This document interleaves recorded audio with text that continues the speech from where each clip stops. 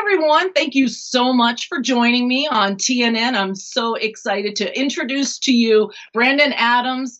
He's not only a friend of mine, he's a businessman. We go way, way back, and I'm so excited to share with you guys how we know each other, what we've done together, where his life has taken him, and why I'm so proud and beaming like a I guess I always think I'm like your sister. I hope you don't look at me like You're a my mother. sister. Do you look at me like a mother? No, sister. I didn't think so. What do you look like at me like? Really? You're a mentor. You're a big mentor of mine.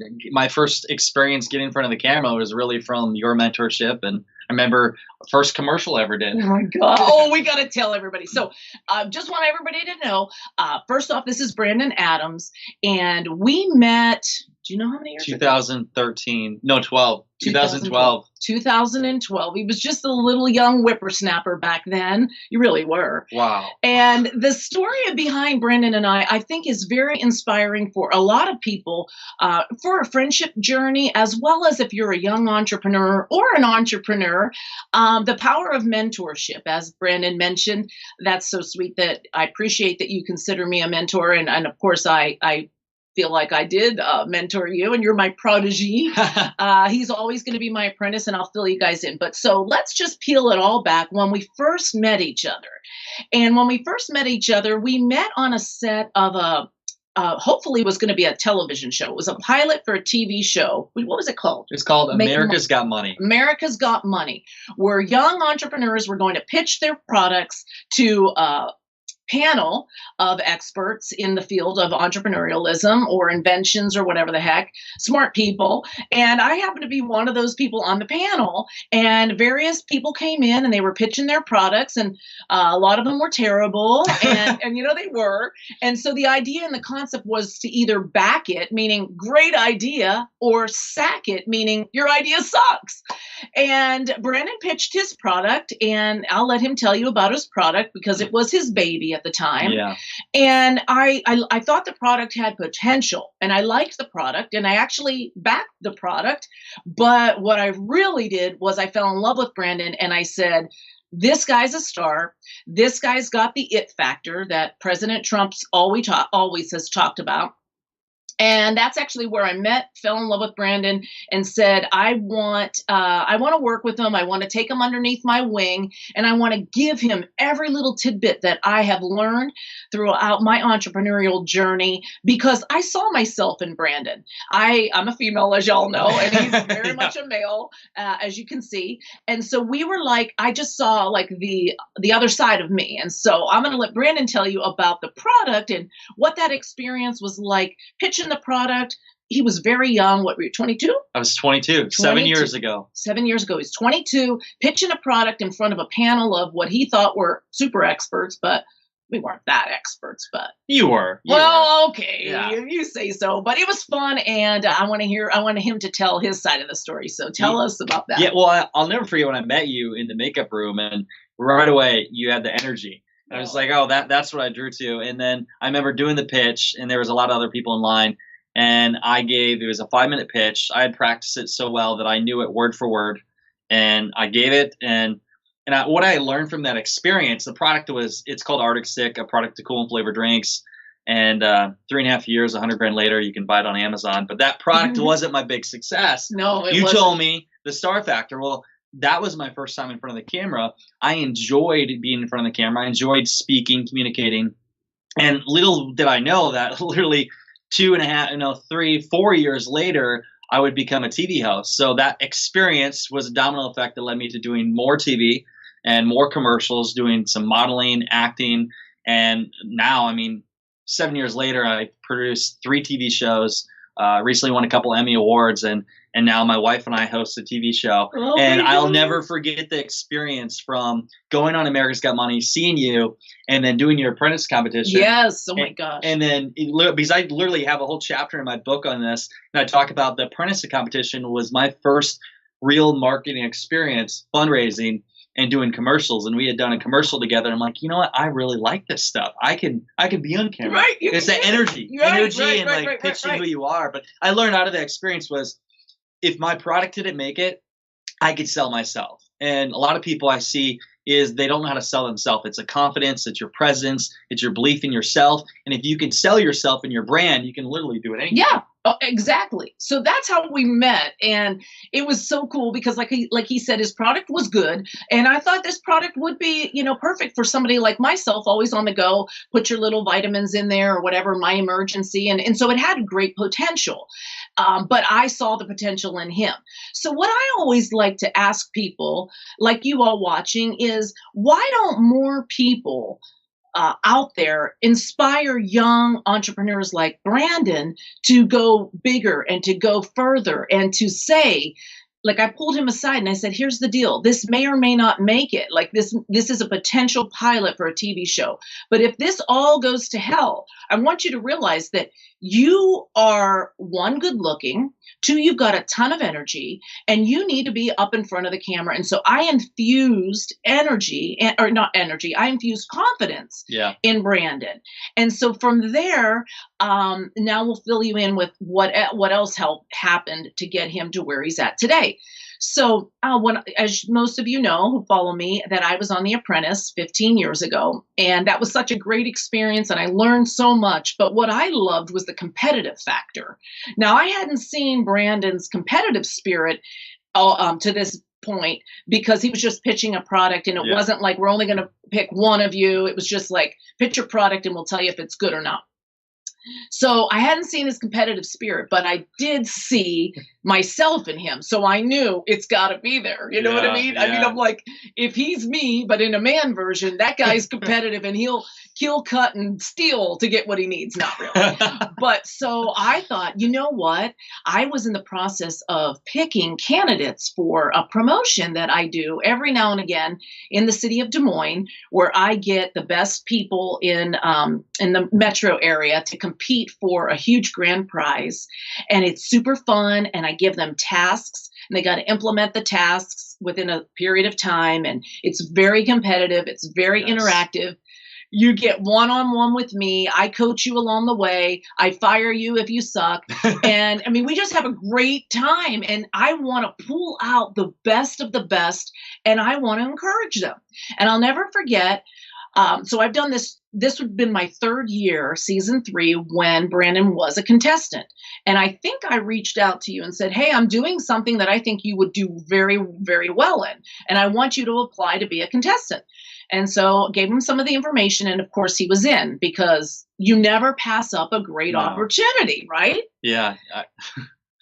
I mean, he was 22. He was living far away. There was a lot of obstacles that Brandon could have said, no, actually, it's not easy. How far away did you live? I was living 3.5, 4 hours away. Yeah. And I remember I saw there was a Facebook ad, I think. Yeah. I saw it was you, and then I applied for it. And I thank God my girlfriend at the time, Samantha, was getting ready. And if she wouldn't have took so long to get ready, I probably would have never applied. Oh my God. So, thank you, Sam. And so I applied, and I remember, obviously got accepted. And that was like, oh my God, I didn't think I'd get accepted. And then we were on for the race, man. It was so fun. So I give up. So I remember. This would be my third season, and so I got up in front of the group of. I picked 50. There was like 300 people that applied. I picked 50, and then all 50 of the contestants were in a room. And I remember saying to all of them, see if you remember this. And I remember saying, for those of you who are going to go, past the first cut, I want you to realize that I will always love you. I will always take care of you, and you will always be an apprentice of mine. Now, some of you are going to shine a little brighter, like the stars that you are, and I'll love you all the same. But just investing in me, I want you to know you'll always have a resource in me and a reference in me. And I meant that. You remember me saying that? Yeah, I do. And a lot of them are probably looking like, yeah, right. You're traveling all over the country, and, you're hardly ever home. How are you going to have any time for me? But if any of my apprentice contestants to this day were to call me or text me, I'm going to give them everything that I have, and I'll drop everything. Now, that leads me to him. So in the competition, he was killing it. He was doing amazing, and I knew he was going to win it. And he went above and beyond, and I got to see his competitive streak. I got to see his drive. I got to see his hustle. I got to see so much, and Brandon went above and beyond in so many ways that I just said, this is the kind of person that I am attracted to, not sexually. Well, I mean, if I wasn't married, maybe, but if I wasn't like his mother's age, but we aren't going to talk Sister. about that. Sister, if I wasn't like his sister. But no, I meant like, I'm attracted to go-getters. I'm attracted to people that hustle. I'm attracted to people who, when they hear the word no, they go, okay, next. You know, I'm attracted to people that don't quit. I'm attracted to people that will sleep in their car because they want to be a part of a competition and they live 3.5 hours away. What else did you do? I remember I slept. Before it even started, I knew if I wanted to get ahead, I had to do something that stood out and already get ahead of the competition. Mm-hmm. So I remember doing a video that to this day it's kind of embarrassing. The one that you're walking around your house? Walking around the house, I kicked the bag, but I got the most likes, so I won the first part. But the things, I was doing so many things out of my comfort zone, but what it taught me to be fearless. It taught me to be confident and sell. I mean, I literally was getting people to download an app. I was raising money. Yeah. And I had to actually build a team throughout. It's very strategic how I had to do it. But on the last part of the competition, we had to raise money. And this is before I even knew anything about fundraising, because funny enough, I went on to be a fundraiser, crowdfunding expert. But what I did was we were raising money for a nonprofit, and I did a couple things. One, I slept in a tent outside when it was like 30 degrees. 10 degrees. Thank you very much. Lower. I'm sorry, because my husband, as y'all know, is a meteorologist, and Curtis was like, well, I don't think it's safe for your apprentice to be outside in a tent. He was worried, sick, and I'm like, hey, listen, I'm not going to be able to tell him no. And he's like, he could freeze to death. He could get frostbite. Like, Tana, this isn't safe. And I'm like, Brandon wants to win, and it was who could raise the most money, and he was actually getting people to feel sorry for him. Well, donate. It was donate based off of, hey, I said, hey, I'm staying in this tent until I reach the X amount. And I remember waking up and my nostrils were like froze and I was freezing. and so I did that, but literally 24 hours after sleeping in the tent, I ran a half marathon, and I had never ran a half marathon before. So I did that. But every lap that he would get money. I mean, he was being so creative, but that's what you got to do. You got to take action. You got to try new things. You got to try new things. And the thing that I love, and I wish more people would do, is he wasn't afraid to fail. Yeah. So he already kind of looked up to me. Right, Brandon? Yeah. And so you knew that I went to the event where he was lapping around and, high-fiving, and I had my triathlon friends come and donate money for every lap. And, Brandon was there, didn't know if he was going to finish it, but he didn't care that, well, Tana's here and she'll think I'm a schmuck if I don't finish, and maybe she'll think I'm a wimp, or what if it gets too cold and I have to come inside? And I said I wouldn't come in unless I made 1,000, and I've only made 40, but you still do it. You take action. And that's what you've always done. And I just love that. And so Brandon went on to win, and I was very proud of him. Brandon, what's interesting is in life, we both deal with this a lot, is I'll never forget when Brandon came into the room where the 50 contestants were 49. and immediately people either love or hate us.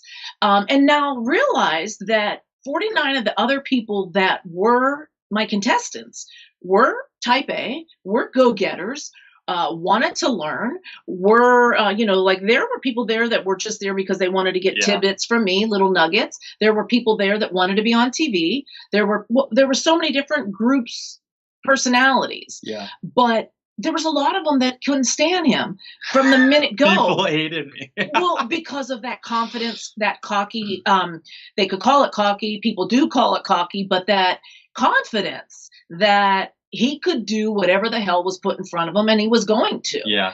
And we can talk about that until the cows come home about, actually, maybe now's a good time for you to tell the skunk story. Yeah. I think this is a good section for that.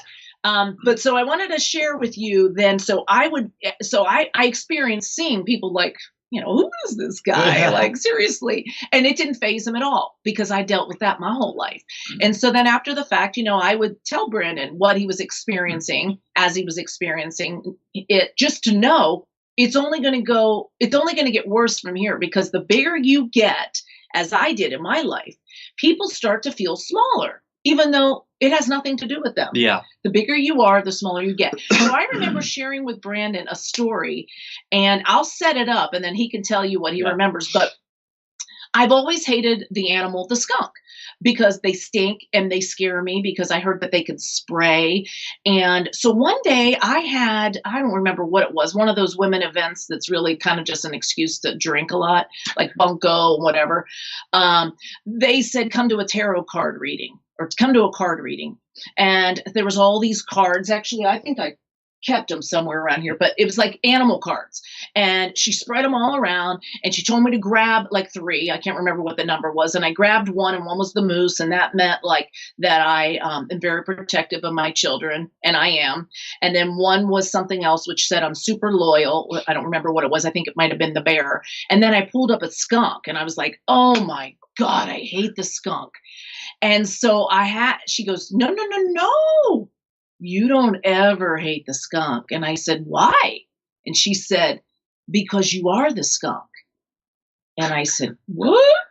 And I shared the story with Brandon, and he never forgot it. So I'll let you share it. And if you leave anything out, of course, I'll come in and no. So the skunk, I'll never forget this, because when you said the skunk story, it made me think. So the whole part of the story is the skunk. When you walk into the room, everybody in a skunk, they would smell you. But the thing is, a skunk, everybody knows you're there. And what I took out of that is when you walk into a room, everybody lights up. They know you're the star. You know they're in the room. And the same thing for me after being around that with you, I took that same concept in anything I do. And now how I relate it in life is anytime I go to an event, anytime I go speak at an event or anything I do, I want to be remembered, and I want everybody in that room to know who I am and how I can help them. Because if you are the skunk, people will know you, and then they might work with you. Absolutely. Or it might be a partnership. So the whole skunk concept is stand out, let everybody know you're there. Right. And we'll text each other every now and again, like if he's going into an important meeting, I'm go be the skunk. And I'll do the same. If we go walk on stage, go be the skunk, kill him. But what she said was that people may love you or hate you, but they'll always know you're there. And that's true. We always know when a skunk is around. And Brandon and I were just at an event. We were looking for each other. We were going to meet at the event, and I was on one side and he was on the other side. And lo and behold, the skunks found each other because I was at my side just being a skunk. Yeah. So he never forgot that story, and I'm glad. And so another thing that I shared with Brandon that he hadn't had the experience of dealing with yet, and I'm happy, was that when you're great and you have great ideas and you have great concepts and great you're a very creative person, like I have always been my life. People want to steal your ideas. Yeah. And while we were working together, there was a couple schmucks in the crowd that were observing what I was doing, was observing that I was able to lead and have influence on these 50 people that, dedicated months of their life to work with me. And that he thought that he could implement my idea and take it using some no name to implement the idea and to duplicate it. But and this was happening right around the time that we wrapped up, and he saw so much energy and so much enthusiasm and so much passion because we were everywhere together. He was my apprentice. We were on television. As he mentioned, we shot a commercial that was, his first commercial ever. And these people wanted to steal my idea. And I shared that with Brandon because I wanted him to know when you're doing good things and big things and exciting things, people will steal from you.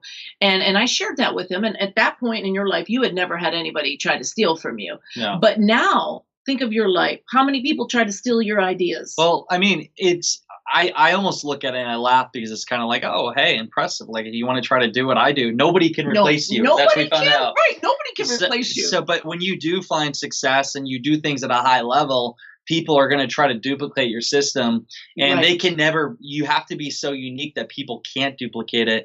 But you're going to have that. You're going to have people that are going to try to do what you do, but also you're going to have people that are going to hate on you. Oh, they're gonna try to take you down because that person's annoying. They're always up in front of the camera. They're always doing well. How do you think you stand out? How do you think you get people's attention? You have to be entertaining. You have to be energetic. You have to put out your message to the world. And when you do that, people attract you. And then the people that aren't doing that, the ones that are jealous of you, they will hate on you. Right, they'll hate on you, or they'll go, "Well, I can do that," until they try.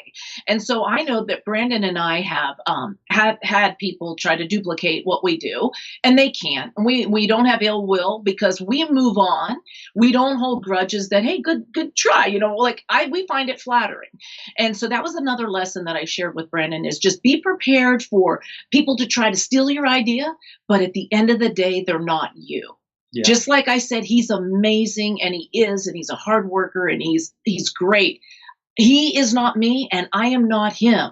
And then the people that are out there trying to do great things in the world, God bless them, because the world needs more people like that. Yeah. We all work together, but we all are skunks in our own way. And so what I like to teach my audience is that you need to figure out how you can become more of a skunk. I mean, we were at an event just Tuesday night that had, what would you say, 300 people? There was probably 300, yeah. 300 people there. And maybe I would say I can count on one hand for sure the number of skunks. We were 2, and maybe 2 others. There weren't many. Maybe one more.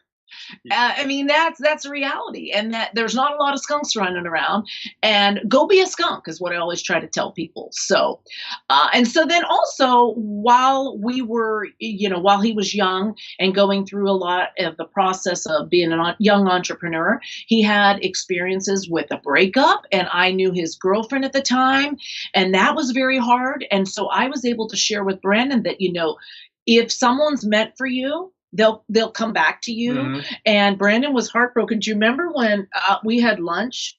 Yeah, we had lunch. Well, I had lunch with Sam, and she told me. So I had lunch with his girlfriend, and she told me she was going to break up with him. And I felt horrible about it because I love him, but I understood that it wasn't working, and I understood what her reasons were. And so then I had lunch with Brandon, and he's like, Tana, do you think there's any chance like we could get back together? And I'm like, no, I don't. There was no chance. I said no. There was no chance, and it was on me. Right. It was on me. It was, and I said, Brandon, no. What she is upset about, is all your work, and you're striving for this, and you want to succeed. And no, I don't think there's any chance unless, you give it time or whatever. I can't remember what I said, but I just said, if you're meant to be, you'll be back together. And so I was with him. And was that your first heartbreak? That first was real heartbreak. Real one, yeah. First real one. And so I was with him through that. And I just said, listen, you're a wonderful man. You're a good man. And she'll come back if it's meant to be. Yeah. And so I was so happy that she did come back. She did have to see that, as women, men, but a lot of women do this. We want to think that the grass is greener on the other side till we get to the other side and we realize it's not. And so what she realized is, even though it's really hard to be married to somebody like us because we're always thinking, we're always working, we're always striving, we're always creating, we're always moving, we're people in action. She missed that. And she probably missed your confidence. She probably missed your smile. Well, it helped too. I will say when you're starting out with any business, you have to put a lot of work in. And I was doing crazy things, but I was like the apprentice competition. I was trying everything. And some of the things I tried looking back, I'm like, well, why did I do that? But I had to try something. I will tell you what I've learned is I personally had saw some success, but I didn't have anybody to share with. Right. So I realized like she was the most important thing to me. And actually when I realized that and gave value to the relationship, it actually brought more value to my business, to my life, because I had somebody else working together. Because when you can find a relationship where you both supplement each other and listen to each other, encourage each other, you can grow together. And 10 months later, we got back together, and now we co-host a TV show together, which is so like I would have never expected. I know. They're such a great couple, and they're so different as Curtis and I are. So different, and that's what makes it work. But as he mentioned, support and the love and the common denominator, just knowing that somebody supports you and is there for you and wants to see you succeed. Mm-hmm. Because there's a lot of relationships that don't want to see their significant other succeed. They hold them back. And I know I was held back in my first marriage, and that was hard for somebody like me who I was a racehorse, and I was at the the blocks. Like I wanted to run, but I wasn't able to run. And then I'll never forget when I had the opportunity to go on The Apprentice, I sat my husband down and I said, I want to know if like you'll support this because I'm going to go on national television and the whole world is going to know me. And my husband, without any hesitation, said, absolutely, like, I want to share you with the world. And I sat back and I thought, wow, my husband is a star in the Midwest. In Iowa, everybody knows my husband. He is amazing. He's a stud. He's a total stud. But he's going to allow his wife to go on national television, which is like, if this is local television, national television is this. And without any hesitation, he didn't hold me back and he didn't have jealousy and fear. And he said, run, you know? Yeah. And you know, and you ran. And you ran. I ran. You ran. And I'm still running. But like how many men, Brandon, would be able to They do wouldn't. that? Most men, they're afraid. I mean, a lot of men I feel sometimes they're insecure or they're afraid that their significant other, well, maybe they become too successful and other people see them right. and take them away. Absolutely. And that's not how you should look at it. You should be trying to help your significant other become even a bigger star. And when you both do that, you both rise together. And right. Yeah, I mean, you were lucky to have somebody like Curtis to be there with you. I was. He let me go, and I'm a big believer. And I know I haven't taught you this yet, but I do believe that I'm a big believer to let people show you if you can trust them. Yeah. So, for example, exactly what Brandon said, that the mentality behind a man is. Of course, Curtis was probably thinking she's going to go to New York. She's going to be around rich people. The world's going to know her. Somebody might, hit on her. She may think that their money in a private jet might be more attractive, like the fear, living in fear. But he had to. So I'm looking at it like he trusted me that I could have failed. I could have fallen in love with some schmuck who pretended to have all this money that he probably doesn't have. Or I could have gone to all those red carpet events that majority of my co-hosts were going on. But I didn't because I was a wife and a mother and I needed to get my butt back home to Iowa and tuck my kids in and, love my husband.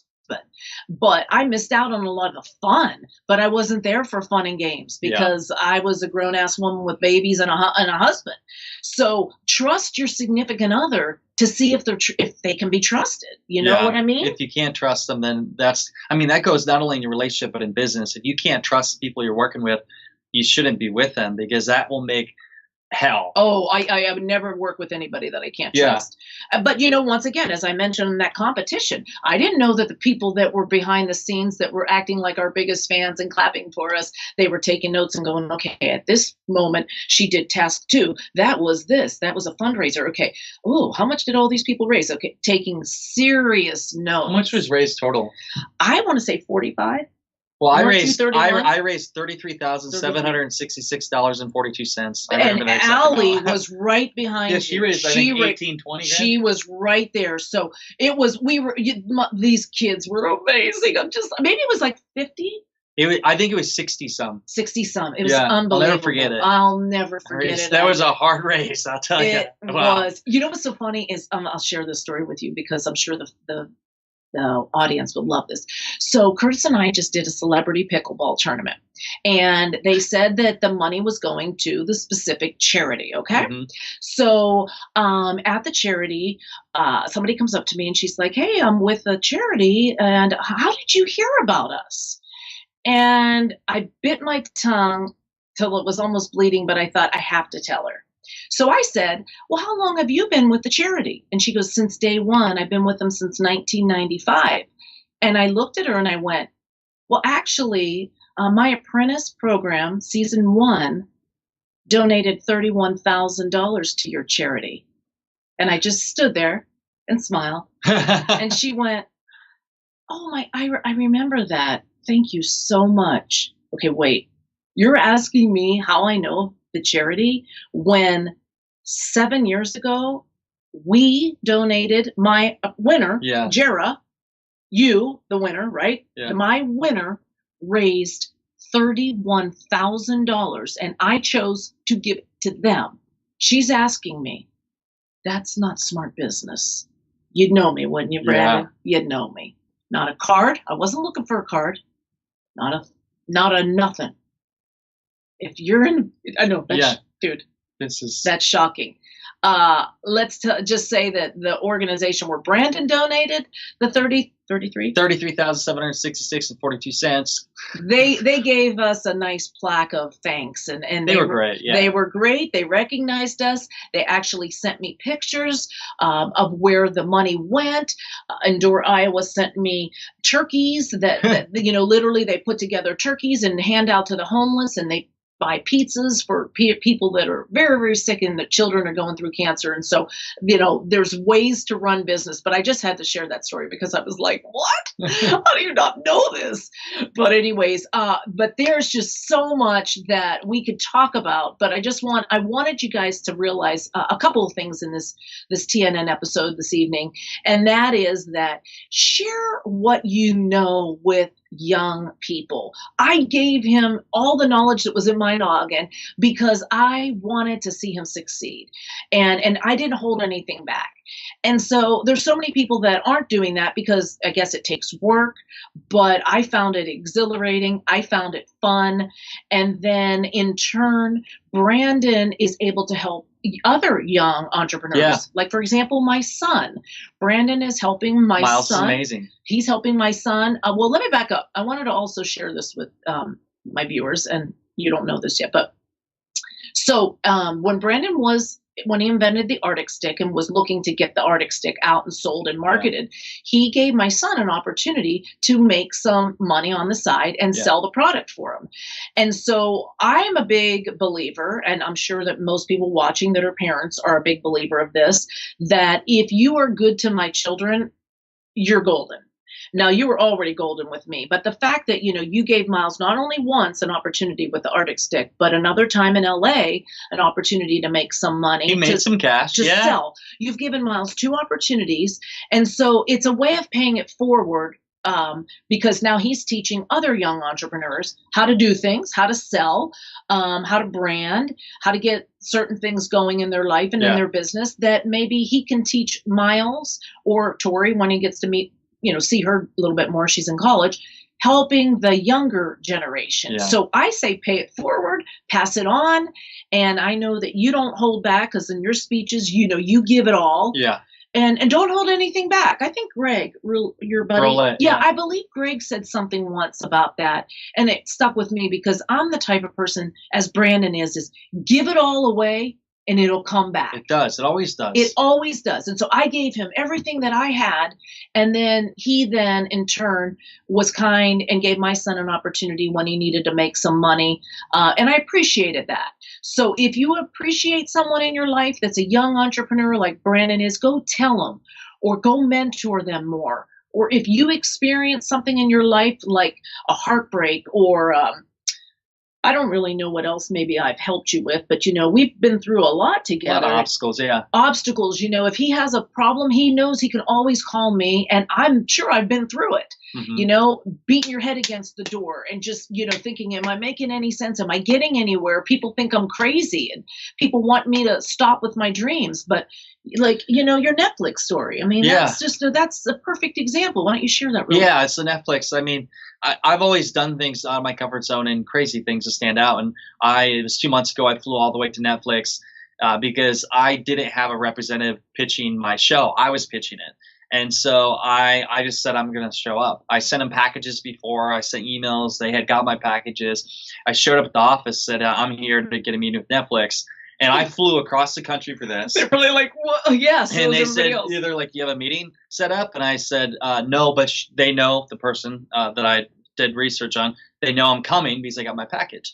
And they said, well, we're not going to do a meeting with you, or you're not going to get a meeting unless you have it scheduled. So I'm like, hey, can I go over there and email them? And long story short, a security guard came and escorted me out, and I didn't get a meeting. But I documented before and after doing that on social media. So thousands of people were reaching out, but also just on social media, some good people, but then some were trolls that were saying, hey, you're a psycho. You shouldn't have did that. This is how it works. Sure. And I had so much hate because I went after something. But because I did that, that led to me finding a big name producer that is pitching our show to the networks now and even Netflix. See, it's just you go, and you don't care what anybody says, and you don't let anybody stop you. And you either get in your car, or if you have the means, you can fly. I mean, that's a hell of a flight or a hell of a drive, but you flew. I flew. But you know what I mean? You do what you got to do when it's something that you're passionate about, and it always usually works out. It always does. It will. It may not happen in the time that you want it to, but if you keep sticking with it, it will. And that's the thing, is don't quit. Just keep going. Absolutely. And we're impatient. So we want it on our time. But guess what? It's got to be on the universe's time, or when you are ready. And so I want to encourage those of you who are watching to go follow Brandon. I'll have his information in the post, so you can go follow him, like him, and share what your thoughts are on the video. And we're just so thrilled that you guys would be with us tonight. And we just want to say, keep following your dreams. Don't let anybody get in your way, and mentor a young entrepreneur, because we have got a good friendship out of it. Thank you. Yes. We are an awesome duo, and life wouldn't be very different if I didn't have Brandon in my life. And of course, same with you. Yeah. I mean, thank you for everything you've done. I mean, I can't believe it was 7 years ago. Oh my God.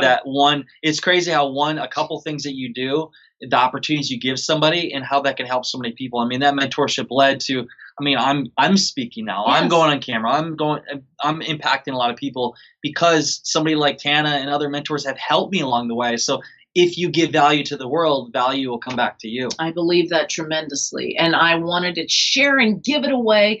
And now we have him running around being a skunk. So. Well, God bless you guys. Thank you so much for sharing. Please don't forget to subscribe to my YouTube channel, Hey Tana TV, and share the video to anybody, because if nothing else, we're showing that good people do good things, and good things come back. So have a great night.